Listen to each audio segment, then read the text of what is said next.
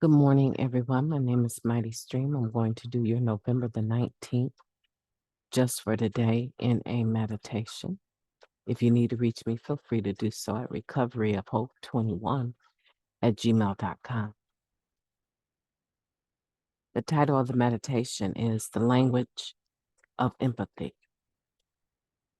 The addict would find from the start as much identification as each needed to convince himself that he could stay clean by the examples of others who had recovered for many years. Basic text, page 88. Many of us attended our first meeting and, not being entirely sure that NA was for us, found much to criticize. Either we felt as though no one had suffered like we had, or that we hadn't suffered enough. But as we listened, we started to hear something new, a wordless language with its roots in recognition, belief, and faith, the language of empathy. Desiring to belong, we kept listening. We find all the identification we need as we learn to understand and speak the language of empathy. To understand this special language, we listen with our hearts. The language of empathy uses few words. It feels more than it speaks. It doesn't preach or lecture, it listens. I can reach out and touch the spirit of another addict without a single spoken word. The sentence says it can reach out and touch the spirit of another addict without a single spoken word. But I can too, and so can you. Let's continue. Fluency in the language of empathy comes to us through practice. The more we use it with other addicts in our higher power, the more we understand this language. It keeps us coming back. Just for today, I will listen with my heart. With each passing day, I will become more fluent in the language of empathy. Let's take a moment of silence, followed by the we version of Serenity Prayer. Moment of silence now, please.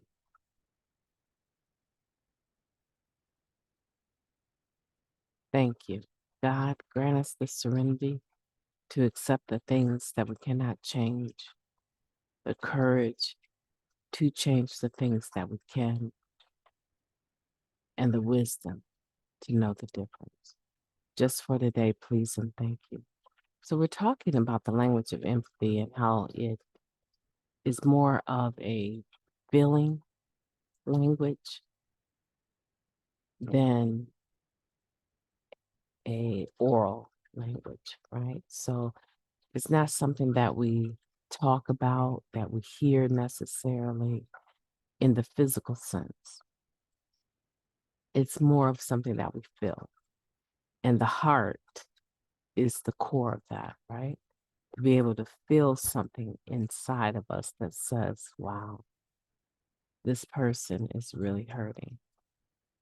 Let me come alongside them and see what I can do or what I can say, or just share my experiences, strength, and hope, so they understand, or they at least have the opportunity to understand that they're not alone. And they're most certainly not the only person that has ever experienced death, divorce, loss of a job, imprisonment, tons of things that we as addicts go through.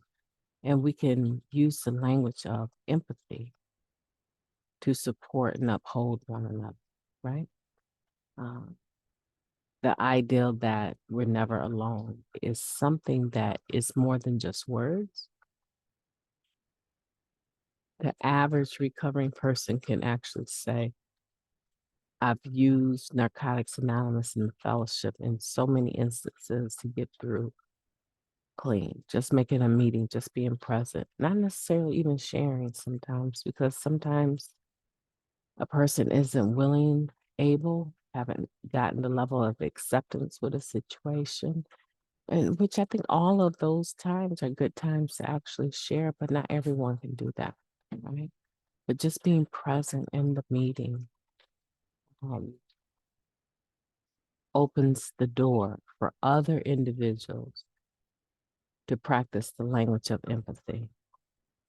And so I'm hoping today that you would think about empathy, the language of empathy. It's not a lot of words. And most of the time, when someone is going through something, we really don't have the right words or know what they necessarily need to hear, but we definitely know what they need to feel. They need to feel loved, right? My name is Mighty Stream. I've enjoyed talking to you today. I hope that you will have a beautiful day on purpose, that you will practice the language of empathy. Talk to you soon.